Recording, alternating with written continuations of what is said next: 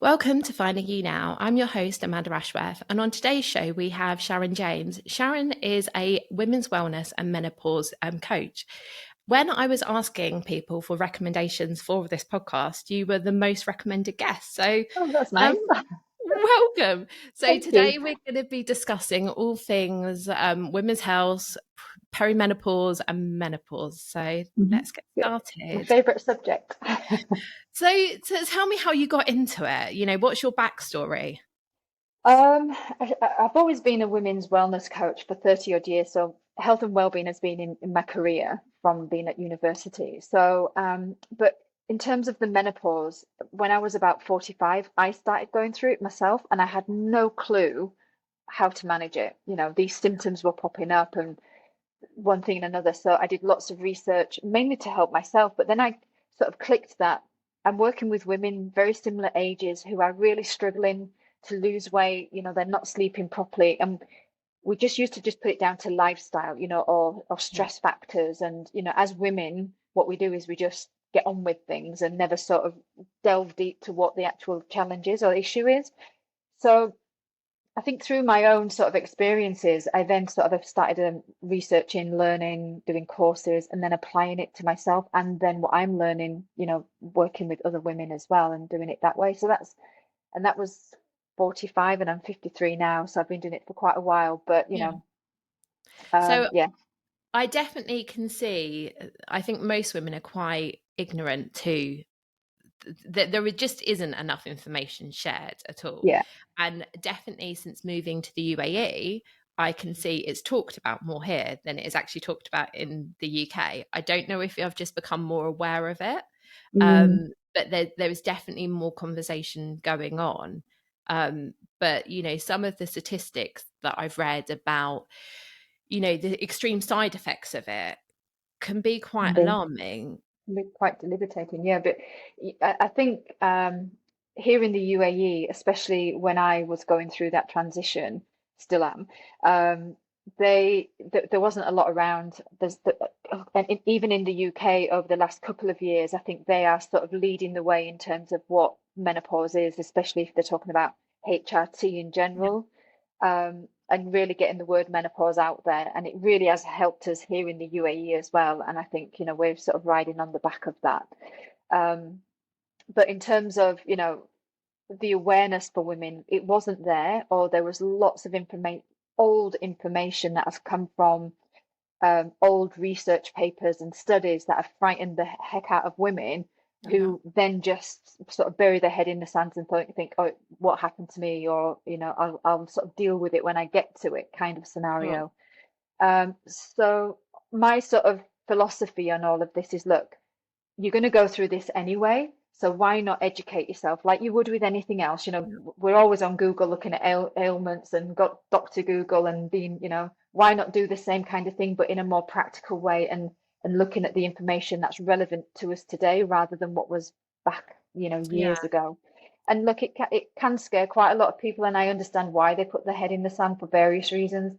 We're in a beautiful country, we're always trying to look our best and feel our best and aesthetically pleasing, but the menopause has different effects on us internally. So we have to sort of delve down into those kind of symptoms as well to make us feel good about ourselves. So, yeah. And do you deal with women also with hormonal changes and hormonal imbalances?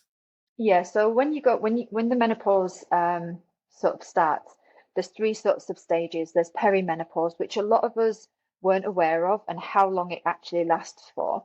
So perimenopause can start around about the age of 30-ish, 35, depending. Every woman is different. So when I say kind of things, it's very, very individual, and you'll never know how it will affect you until you're in it or heading towards it. Right. So at the age of 35 upward, you might start to experience, but generally in your 40s, you'll start to see your periods might start to change, or your moods might get a bit different, or anxiety creeping in. And then that's sort of a sign that you're going into perimenopause. But look, that can be your day-to-day life anyway, can't it? Yeah. Mood swings, stress, anxiety.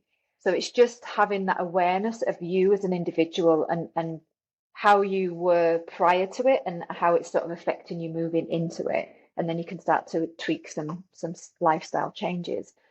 And then perimenopause can last for about 10 years. So Right. I'm still in perimenopause from the age of 45. Um, and then you will go into a phase where you won't have a period for 12 months. And that's Okay. the menopause phase. And once you've gone through that phase, you're into post. And then that's when you're in post for the rest of your life. Right. Okay. So they're the sort of three kind of stages.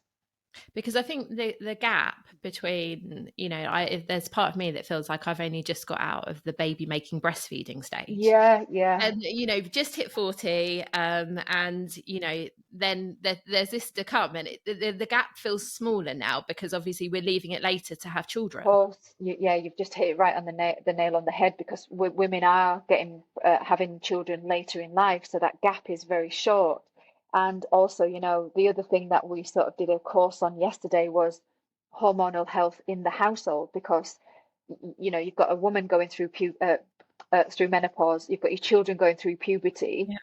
and you may have the man going through andropause, which is a similar tinier version of menopause, so you've got all these hormones raging in the house, and it's like, whoa, A what do we lot do? going on. Yeah. So you're right, that gap has shortened and it's quicker than we usually think, oh, we've got 10 more years plus. But I think because women are not aware of that perimenopausal stage, that they Mm. think, oh, I'm okay until I get to my 50s, which Yeah. look, sometimes we are, it might be, and the severity of the symptoms can vary from woman to woman, from nothing to suicide. There's so much variant in between.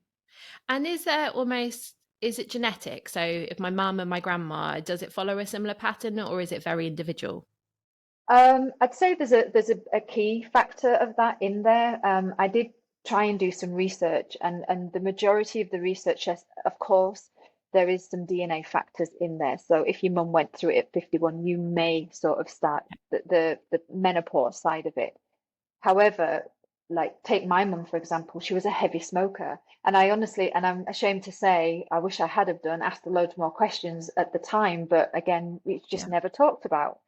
And they say that your lifestyle factors will have a bigger influence on your symptoms and the severity and the timing of your menopause as opposed to your DNA, because our lifestyle factors outweigh a lot of the lifestyle factors that our parents used to go. They used to live quite a simple, Yeah. no processed foods, no, may not be heavy drinkers or smoking, or, but on the other side, they might not have done a lot of exercise either. So it's Yeah. swings and roundabouts, really. Yeah. So I think it's only in the last kind of probably year to 2 years I've become really interested in my cycles Yeah. and tracking my cycles, Yeah. and tweaking my lifestyle to almost the my period came yesterday, and it actually took me by surprise because because I've worked so hard recently on working on all of those lifestyle factors. It literally, I was like, oh, okay, it's that time of the month again. Yeah. But I hadn't had any of those premenstrual, signs that would come, but I've been able to recognize those. And that came off the back of at the end of last year. I almost felt that I was going into perimenopause Hmm. because I had the worst PMT. And what I realize now is my nervous system was activated and Mm. I hadn't been listening to it. And so then physical elements started to kind of show in my body. And then actually it massively affected my mental health as well. Mm-hmm. Oh, I mean that's just sums it up completely.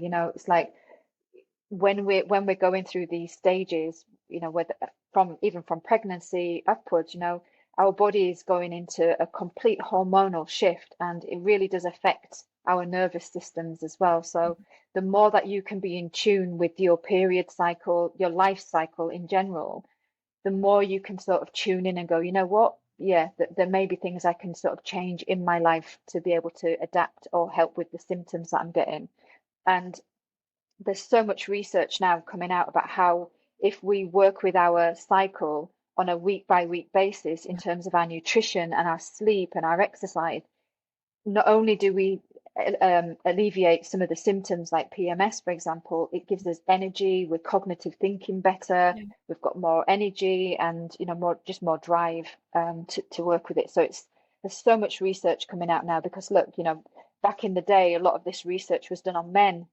So Yeah. it's never been relevant for us, or we've used it, but it's not to our advantage, and we're not getting the benefits of stuff like this. So yeah, it's Yeah. brilliant that you did that.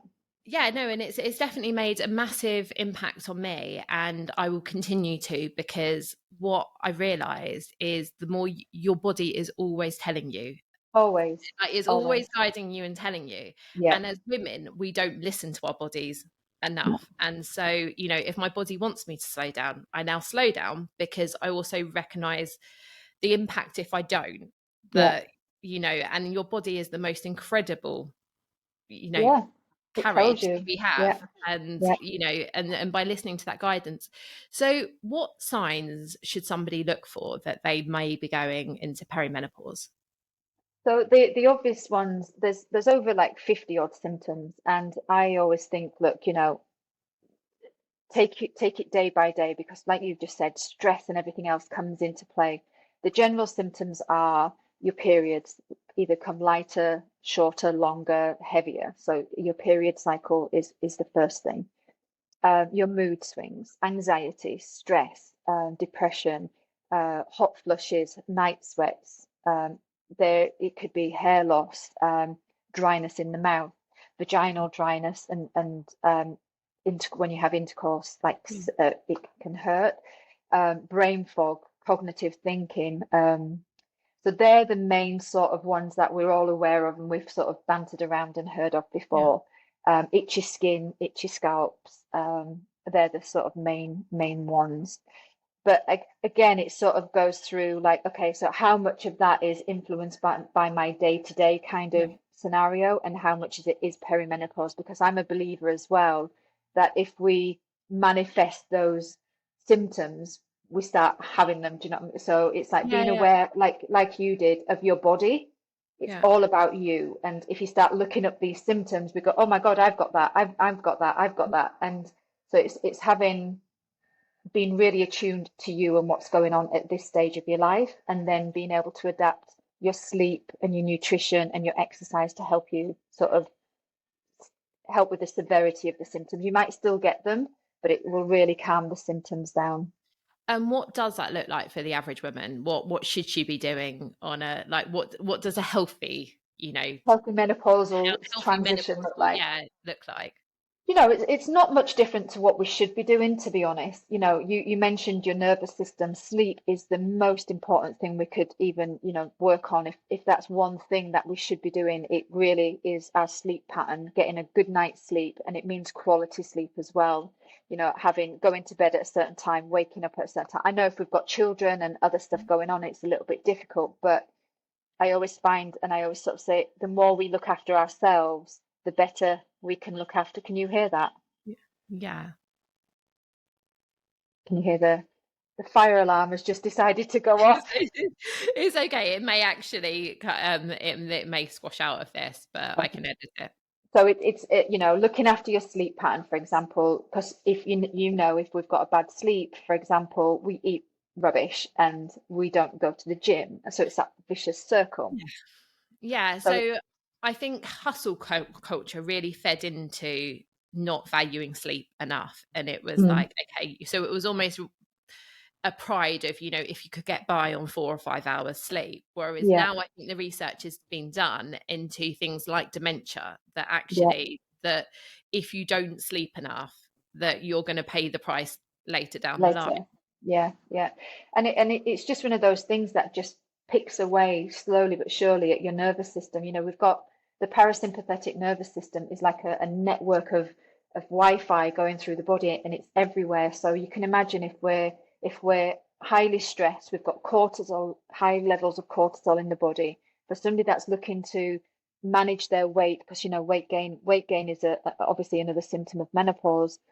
If we're highly stressed and cortisol levels are high, we're just nothing's going to happen. So it's like, what's causing that cortisol level high first? Forget your food, is it stress? Is it your sleep pattern? Is it your work? Is it, other factors that you sort of can play around with and tweak? And then it sort of has this knock-on effect that we can sort of calm everything down. And we're, Okay. as women, especially at this age, we've got mums, we're careers, we've got social sides, we've got Yeah. our own health and well-being that we're trying to fit in. And it's just pulling back and just going, okay, what is affecting me the most, and what can I control, and what can I change? And then Yeah. the other stuff that you can't control, you just sort of play around with that and adapt accordingly. So yeah. So if I was thinking that I was going into perimenopause, but not sure, how can I find out if I am? So there's a symptom checker that you can start with. It's got most of the symptoms on there. But then once you've got the symptom check and you look at it and you tick it and you go mild, severe, moderate, whatever it might be, it's like, okay, looking at each one, like the severity ones, and go, okay, if you've ticked anxiety and it's in the severe column, you go, okay, what could be causing that? Have I just changed my job, or have I just moved to a country, or is something causing an external factor causing that anxiety?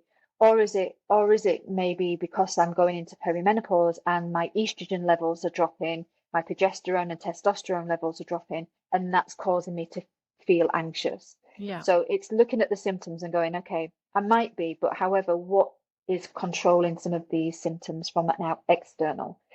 Then once you sort of get an idea that it could be perimenopause, that you're more anxious or you're more moody, like yourself, if you're not a moody person in general and nothing's sort of making you moody, then it could be your hormonal imbalance making you moody. So once you sort of come to that conclusion, take that symptom checker to your GP or your gynecologist and have a conversation and go, look, I find that these are constantly in my sort of realm of well-being.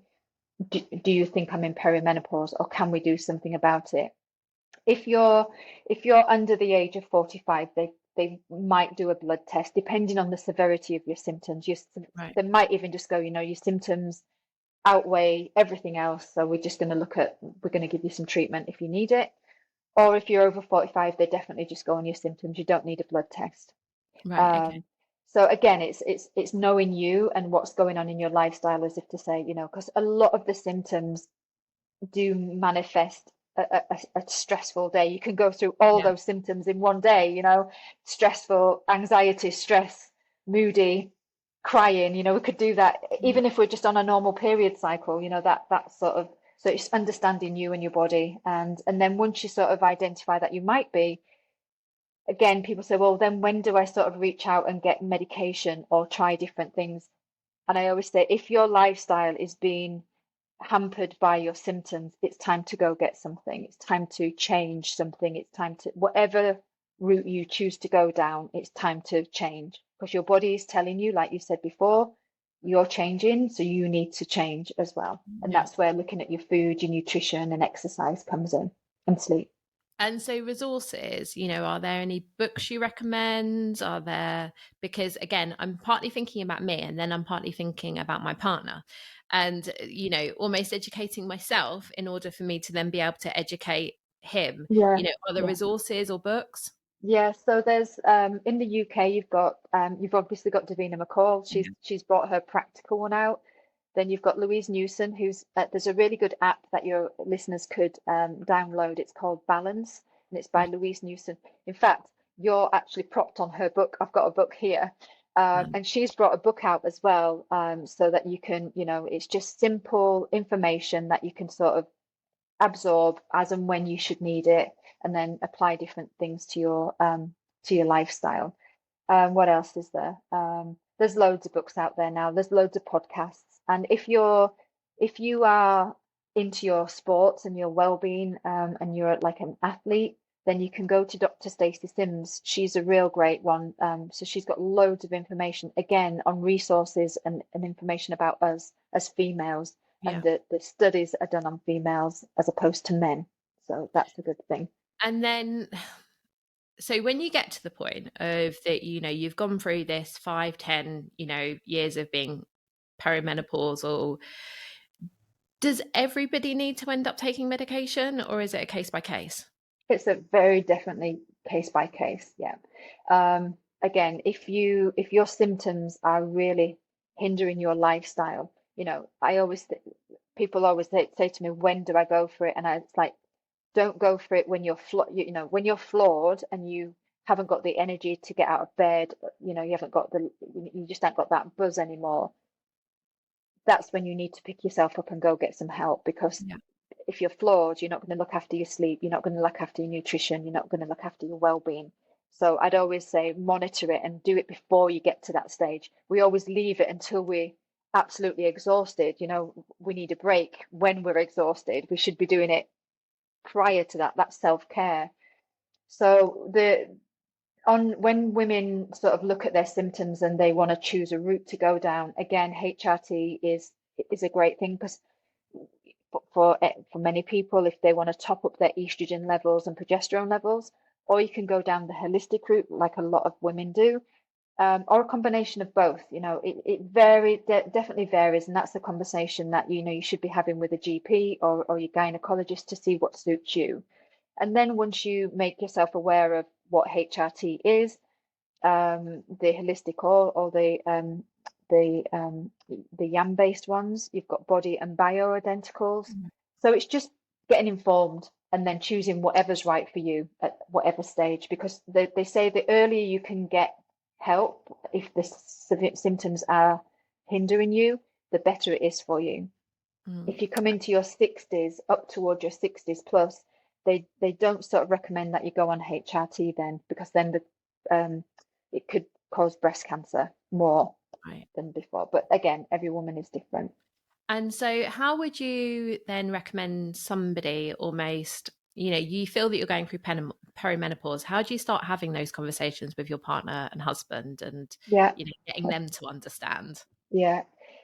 Look, it's a change, because menopause affects 50% of the population, right? So actually, it doesn't. It affects 100%, because it will affect your relationship, or it can affect your relationship.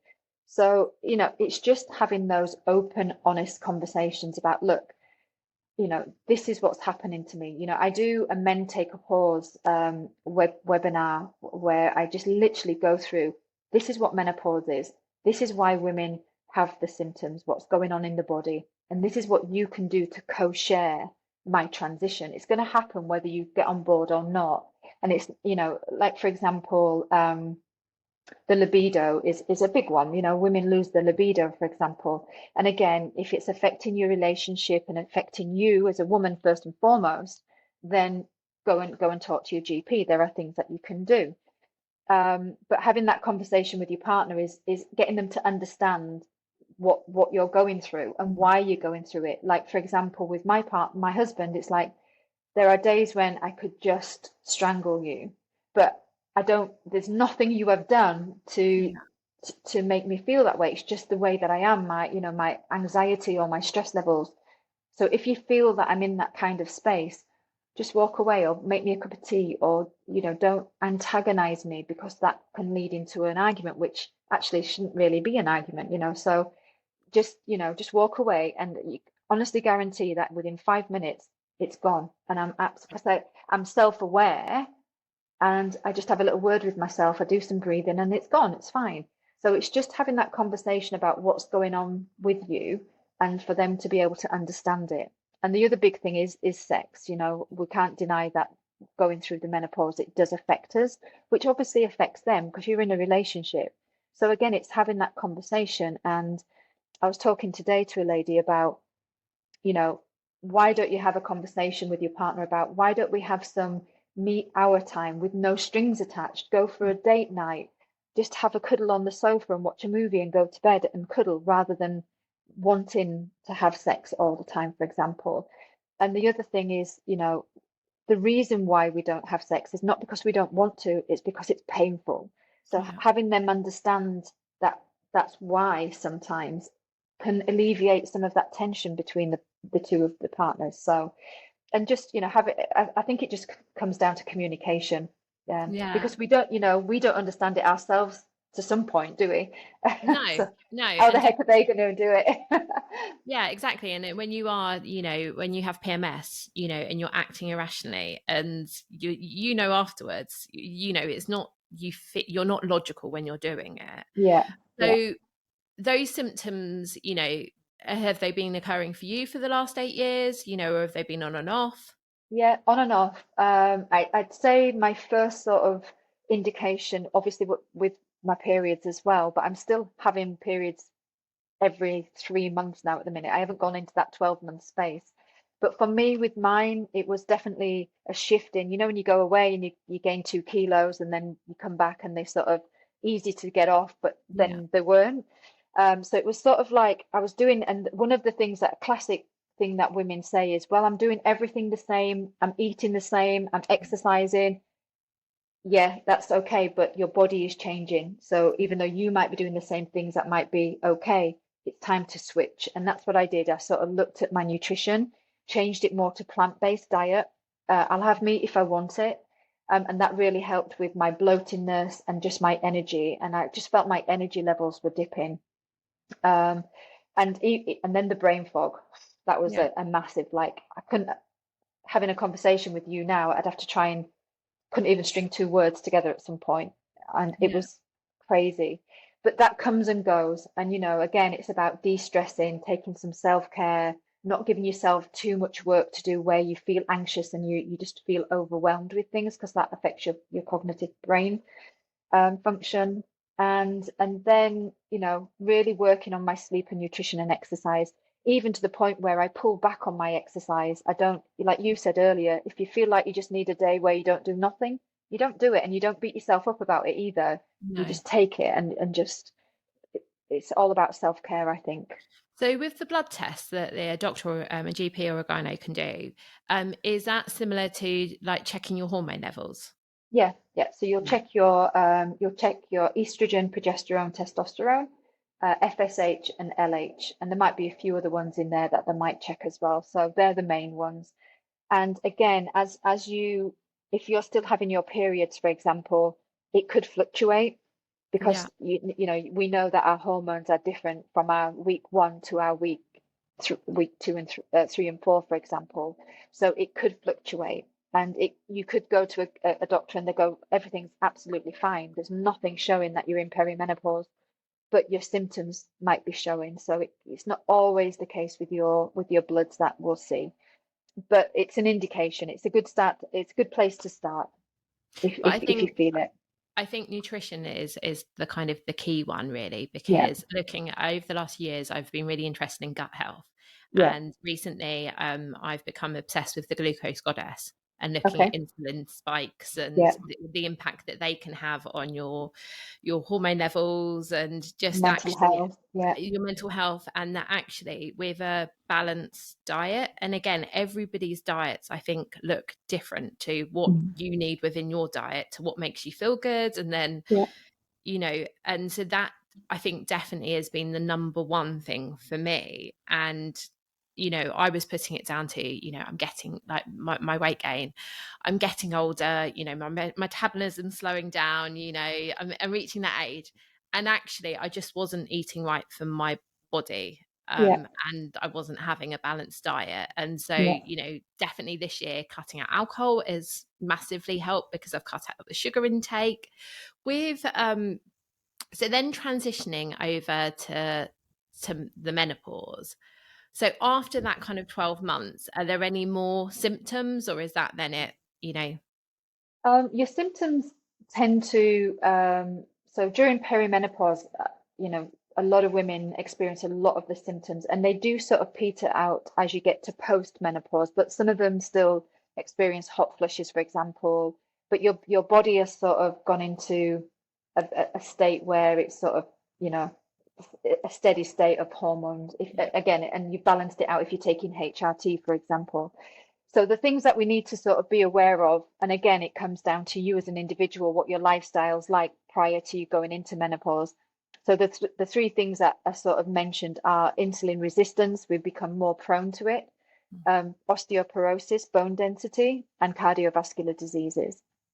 So again, there are certain studies and certain doctors that would say taking HRT before you get to that point will help with the three indicators that I've just mentioned. But I also think that looking after your lifestyle yeah, prior to you going in helps with that anyway. We all know that looking after our health, bone, and insulin resistance is so important to our future health anyway. So if you're not doing that prior to menopause, during menopause, then obviously you're going to have precursors going for your future health, no matter, what transition you're going into. So I think looking at, like you said, looking at your diet is a big factor, and it does change for us as we go through the menopause. Not have we might not need as much food because our body does change the way we metabolize food, but the quality of food changes and the nutritional value is more Right. important than the volume of food that we eat. So there's lots of different tweaks that we make when we transition into menopause, and everybody sort of speaks about intermittent fasting, for example. Yeah. Now, I do because it suits me and I quite like it. However, there are some women that it doesn't suit. And if you are highly stressed and you're intermittent fasting, your cortisol levels will stay high. So again, everybody's different, and you have to, as a coach, for example, I have to work individually with a woman because everybody is different. Your lifestyle is different, and what your needs are different.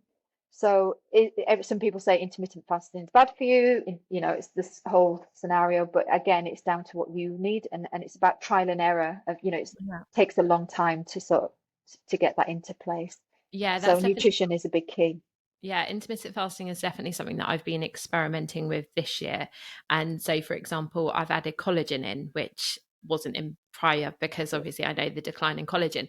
Is there any kind of supplements that you recommend as you are going into perimenopause that are good to take?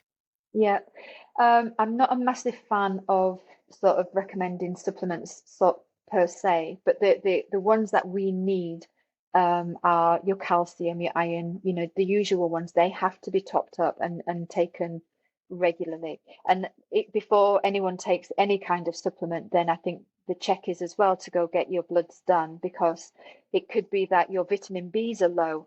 And like you said before, how do I know if I'm going into peri, or is it just my lifestyle? Vitamin Bs, if we're low in vitamin B, your energy levels drop. So it could Yeah. be that you just need a pop up and you're not actually in perimenopause. So again, it's having that baseline of information so you can start layering your changes that you need Mm. to do. So iron, calcium, vitamin D, vitamin C are the usual. Magnesium, I'll always recommend magnesium because I think it's amazing. Um, and then, you've got your androgens, which are your herbal holistic ones. And again, you've got to be careful with them. And this is a prime example. I started taking ashwagandha because I just thought, it might help me sleep. But oh my God, did it give me hot flushes at night? It was too hot for me. It was creating more heat for me. So it didn't work for me. So yeah, so I quickly abandoned that one.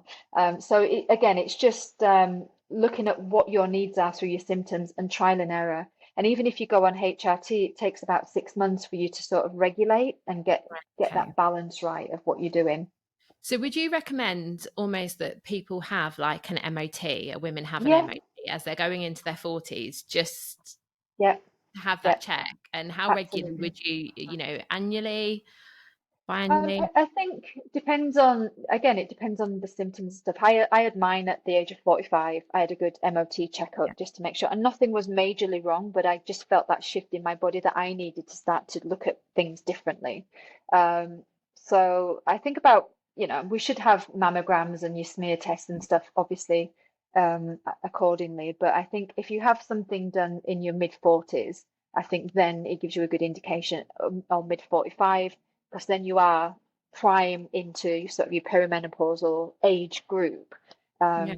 Again, some women could go through it at 35. It depends, if they've had any hysterectomies, they're thrown into menopause, cancer, or any, precursors to any history.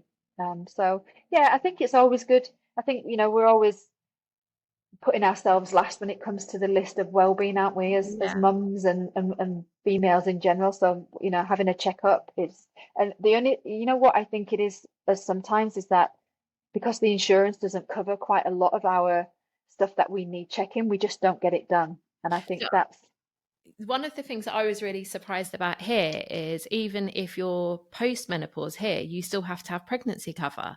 That was, I yeah, remember I that know. being a conversation in a WhatsApp Yeah, chat that I was having, and I was like, "But why?" And obviously it factors into the cost of it. Would you recommend them that women start to kind of journal some of their symptoms and yeah, kind of yeah, track that? absolutely. Yeah. If you're looking to sort of, if you're starting to feel some changes, and I always work with journals and diaries anyway, because I just think it's a really good thing. I've got one that I give to my clients, and it tracks your mood, it tracks your sleep, your nutrition and your exercise. And I think if you just start to track a few of these things, it sort of indicates where your changes are needed in your day-to-day life. And for example, if you're eating foods on a day to day, but things are changing and you don't know how they're making you feel, like let's say you eat your general food during the day, but then at the end of the day you're bloated, but then you can't remember what you've eaten and how which meal has made you feel how you're feeling. You can't change it. So I think always having data is really good to be able to change stuff rather than looking on the internet going, why am I bloated? And it could be a mixture of things, and then you try and change it, and then it doesn't work. And so the I think the main thing for you to change things is understanding who you are first, and Mm. then putting changes in place. So Because yeah, one of the things I've got this year is I got a Whoop. oh And so yes, that tracks my sleep, it yeah, tracks my stress, it tracks my strain. So when I exercise, and tracks my recovery. yeah, And again, it has it measures your body temperature. So again, it can alert you when, it thinks you're about to come on your period. But yeah, actually, what's been interesting about getting that is sometimes I would feel like I hadn't actually had a very good night's sleep. hmm, But actually the data says I've had optimal. So it's sometimes the stories that you can tell yourself, and then learning over a period of time actually how much you good sleep you need, yeah, and trying it. Just for me, it brought an awareness to it, and I yeah. realized that being stuck in traffic definitely spikes my stress levels. But Thanks your other stress than that, levels. actually I'm in a kind of low to medium stress most of the day, whereas sometimes I would feel like actually I'm in quite high stress, whereas actually looking back and going, actually no, that didn't spike that when I thought maybe it had. So Yeah, yeah. it's something that I would recommend. And they're really good. I've got the Whoop myself as well. And Dr. Stacey Sims, who I mentioned earlier, so if you look on the Whoop, she does some research, Right. and she was here at a conference a couple of weeks ago, and I went to listen to her, and she did it all on wearables. And some of the research that they're finding now, and she's doing more research on it, is that what you just said about the sleep, for example, depending on our cycle, which Whoop doesn't sort of get, Yeah. the data could be variable because we're women, and all the data and all the algorithms that are in these wearables are based on men at the moment, not on women. So what she's doing is she's doing lots of research on how she can change the algorithms in these so that they can track when you're sleeping, but what stage of your cycle you're on, and link them together, because your Mm. temperature might go up, like you said, on certain times before you ovulate, for example, or your period starts. But does Whoop take that into account? Yeah. And so on. And the sleep pattern as well, how much are you in your REM cycle and how much exercise. So they're really good. I think they bring you in line. They make you go to bed earlier. They make you rest better, or maybe not do as much exercise when you should be pulling back. So I think they're a great thing to have. And so again, use it as a diary for sure. I think this is also why it's so important that women go not necessarily to other women, but go to seek experts. So whether or not it's personal trainers or nutritionists or women's health that actually really do understand the menstrual cycle and Yeah, the differences, yeah. because again, like you were saying earlier, if you work out to do with your menstrual cycle, you're going to achieve better results that Mm-hmm. are more in line for your body. Mm-hmm. Yeah. And even down to the types of training that you do each week on week with your period cycle, you can get better results. And all this has come through, the likes of Dr. Stacey Sims and others. And they did a test trial on, I think it was the English football team, female football team, and there was a male coach. And they said, right, okay, what we're going to do is we're going to train each woman according to her cycle, rather Right. than train the team all together, where you and I are in the same team. You can be on stage day one of your menstrual cycle and be really energized, and I could be ovulation. So our energy levels are going to be different. Yeah. And they found that training each of them in various ways actually made the team stronger. Right.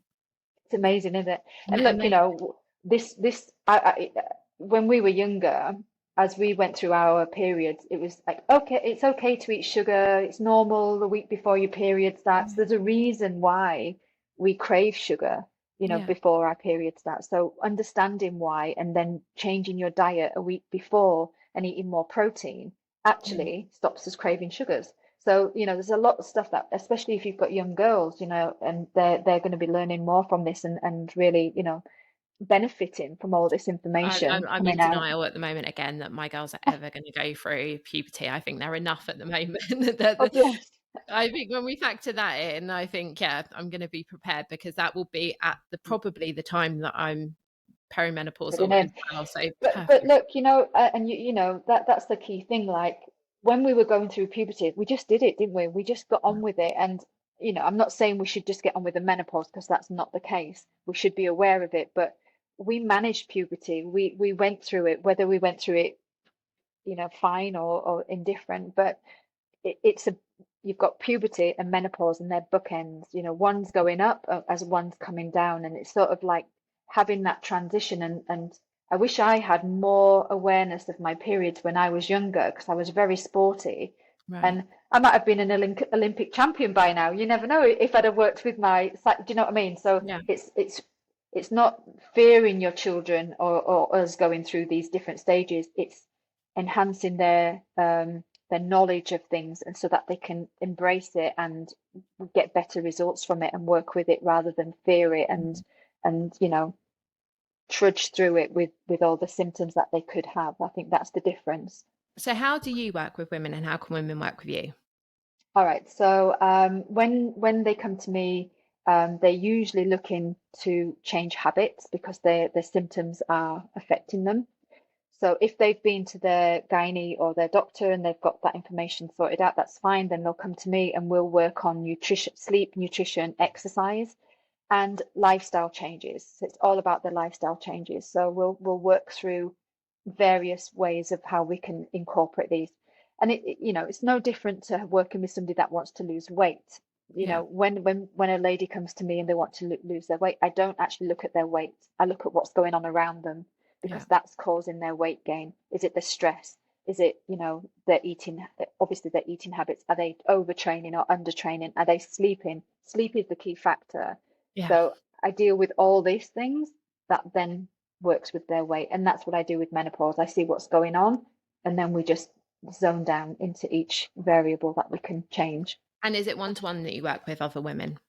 I do one-to-ones, yeah, when it's definitely to do with their lifestyle changes. I also do educational workshops in corporates and gatherings of women that want to learn about menopause. And, it might not be on their radar for another couple of years, but it's educating them of what things they can start changing. If you're in your early 30s, for example, there's no reason why you can't start changing your lifestyle now Yeah. so that transition is easier and some of the symptoms might be less because you're healthier. You're not smoking, you're not drinking, you're eating relatively, you've cut your sugars out. It's a lot easier doing it when you're younger than it is when But you're in that, your yeah, 40s. but starting in your early 30s, again, from a fertility perspective, it's Yeah, only going to help your fertility as well. So, absolutely. Yeah, yeah, like with the insulin spikes, there's so much evidence to show that actually both fertility and men and women it can affect. And yeah, so yeah, I think there needs to be more awareness of the general well-being and keep taking care of ourselves, because I think we just sometimes take it for granted. We're like, almost for me, my periods have always been an inconvenience, but actually they've enabled me to create these beautiful human beings. yeah, yeah, yeah. Um, And the more we can embrace them, because look, having periods is a good thing. Our progesterone, estrogen, and it's all flowing naturally in the body, normally naturally. hmm, And people are always like, yeah, I can't wait to finish my periods. But honestly, you want to keep them as long as you can because that boost of estrogen and progesterone and testosterone is doing you a world of good. So, yeah. yeah, definitely. And see, brain fog. I've just thought about something, but it's gone out of my head. That's Don't brain fog for you. and uh, where can people find you on social? so they can find me on Instagram at Sharon James Coaching, and or they can drop me a line at hi sharonjamescoaching.com if they've got any questions. Okay, brilliant. This has been so helpful, and I Oh, thank definitely you. need to go and educate myself and kind of stop burying my head under the sand a Yes, little bit yes, more. please. Yes, And as I say, please do follow Sharon on social, because you've got some really informative information out thank there. you. And I will put a link to some of the books that Sharon Yeah, talked about underneath, so you can check those out as well. But this has been amazing. Thank you. you're welcome. Thank you. Thanks for having me, Amanda.